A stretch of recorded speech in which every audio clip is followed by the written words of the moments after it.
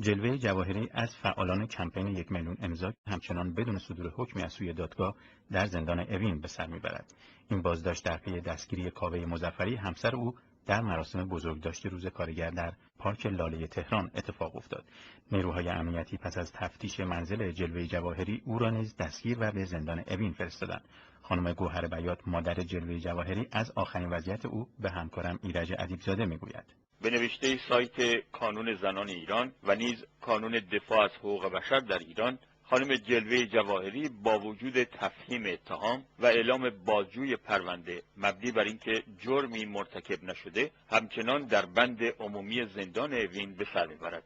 جلوه جواهری پژوهشگر علوم اجتماعی، عضو کمپین 1 میلیون امضا و از نویسندگان وبسایت مدرسه فمینیستی است و همانطور که گفتیم با وجود اعلام بازجویش مبنی بر اینکه جرمی مرتکب نشده همچنان در زندان اوین است و البته به دلیل موج خبرهای انتخاباتی کمتر درباره آن در رسانه‌ها صحبت می‌شود.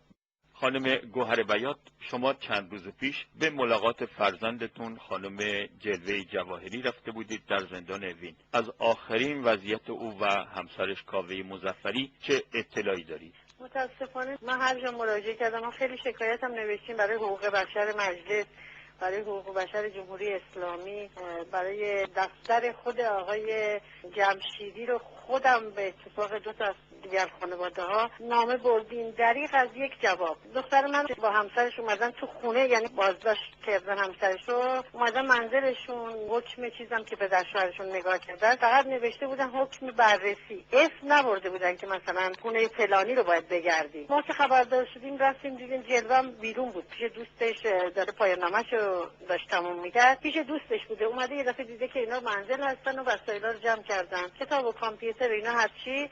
به جلوه هم گفتن که در حضور خود من با اصرار دیگه اینقدر زنگ زدم، من راه دادم بالا تو منزلشون، در باز کردن رفتم در حضور من. به جلوه گفتن که شما بیاین بریم یه چند تا سوالم از شما بکنین. جلوه گفت شما حکم ندارین که منو ببرید. منم که اعتراض کردم به منم همش گفتن خانم شما حرف نزن. یعنی حرف نزن یعنی باید ببخشید خطر شد دیگه. من این استنباط دارم از صحبتای اینا، چون من هر کلمه‌ای که میومدم دفاع کنم میگفتم ما به استقلال، آزادی، جمهوری اسلامی رأی دادیم، ما استقلال آزادی باید داشته باشیم. چرا من حرف نزنم؟ به چه دلیل این داماد منو دستگیر کردیم؟ به چه دلیل دختر منو میخواین ببرید؟ حکمم که نداشتن، زنگ زدن 2 نفر مأمور مرد در حضور من، مادر شوهرش، همسرش که هم کاوه باشه، ایشونو کشون بردن. تا حتی کفشش هم نمیذاشتن بپوشه، مادر شوهرش کفششو برد گذاشت جلوش که گفت بذار نقلشن کفششو بپوشه.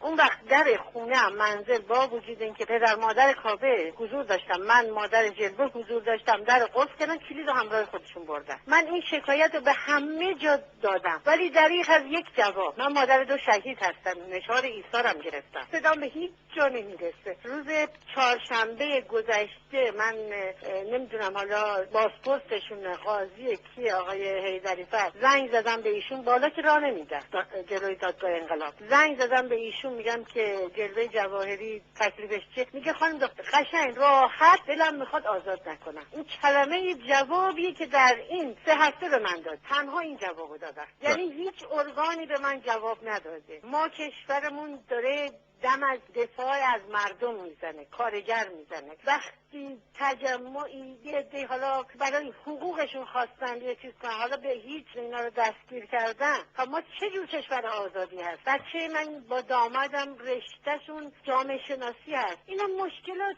زنان جامعه رو در نظر گرفتن، دارن فعالیت درباره مشکلات جامعه برای زنان میکنن. این جرمه. من میخوام بدونم، من که یه مادر خودم مثلا بی سواد نه، من میخوام بدونم کشور اسلامی این جرمه که از حقوق ضعیف دفاع کنی، مشکلات ضعیف و مطرح کنی. حالا به دفاع که هنوز کاری نیستن که بخوان چیز کنن، همین در حد صحبت هست. آیا این حقش زندانه؟ حقش دستگیریه؟ یک جامعه شناس این مملکت، کسی که واقعا عمرش، من خودم بچه‌هام، اون 2 تا بچه‌م برای بقای این مملکت، برای این حکومت جون دادن، رفتن که مردمشون آزاد باشن. ما چجوری میتونیم ببینیم تو جامعهمون ظلمی که بشینیم تماشا کنیم. این صحیحه؟ این حرف من مادره که 3 هفته است هر جا میرم به من جواب نمیدن. من نمیدونم چیکار کنم. ما انقلابمون انقلاب کوفنشینان بود. این انقلاب بچه‌های من برای این رفتن جون دادن که مردمشون آسایش داشته باشن. خانم بیات، این روزها نامزدهای انتخاباتی ریاست جمهوری در همه زمینه‌های مردم پسند صحبت میکنن. آیا شما با نامزدهای انتخاباتی در مورد بازداشت دخترتون و دامادتون ملاقاتی نداشتید که در این روزها در اون مورد صحبت کنن؟ قبل از این تبلیغاتشون شروع بشه با چند تا از خانواده ها رفتیم خدمت آقای کهروبی. آقای کهروبی خودشون که تشریف نیاوردن. من همین شکایتمو اینو به صورت شکایت من دارم مطرح میکنم که در حضور من بچه‌مو بدون حکم دستگیر کردن، کشون بردن، در منزلشم قلف کردن. یعنی دختر منو جزو اساسیه کاوه مظفری بردن، یعنی بچه منو جزو اساسیه بردن چون هیچ حکمی نداشتن. اونجا دفتردارشون گفتن که خب شما مصاحبه میکنی با روزنامه اعتماد ملی؟ من گفتم بله، چون مشکل من شکایت از دست چیز میگم که چرا بچه من بیگناه دستگیر شده. ولی متاسفانه من با ایشون که ملاقات نکردیم، ولی تو روزنامه درج کردن که خانم بیات مادر 2 شهید با اینکه مدال ایثار گرفتن استمداد از ما طلبیدن، ما هم قول مساعدت دادیم، در صورتی ما ایشون ملاقات نکرد. 10 نفر از خانواده ها بود، ایشون با ما ملاقاتی نداشتن ولی تو روزنامهشون اینو نوشتن. من دیگه به کجا برم بگم وقتی اینجوری من جوابیه میشنوم؟ اصلا ننوشتن که بچه منو چرا بردن، چرا در خونه‌شو قفل کردن، کلیدو بردن. الان 3 هفته از خونه این برقاش همه روشنه. جواب اینا رو کی میخواد بده؟ اصلا به چه جرمی، به چه گناهی بچه منو بردن؟ فقط به من بگن جرمش چیه من اطاعت کنم. یا خب بچه من جرم داره. خانم بیات، هنوز هیچ دلیلی هم برای بازداشت و اتهام اونها نگفتن؟ دلیلی که نیست. من خیلی ناراحتم. اگه به من بگن دلیلشو خب من بالاخره یا قبول میکنم یا میگم خب نه، ولی دلیلو نمیگن. ازم همینجور این بلا تکلیفی ما رو داره دیوونه میکنه. همسر کاوه مظفری در عرض این چند هفته هیچ نتونسته، نه با خانواده‌اش نه با ما هیچ تماسی نداشته. هیچ ما نمیدونیم در چه حالی کجاست، ولی خب جلوه تماس داشته. یه روز ملاقات بهمون دادن.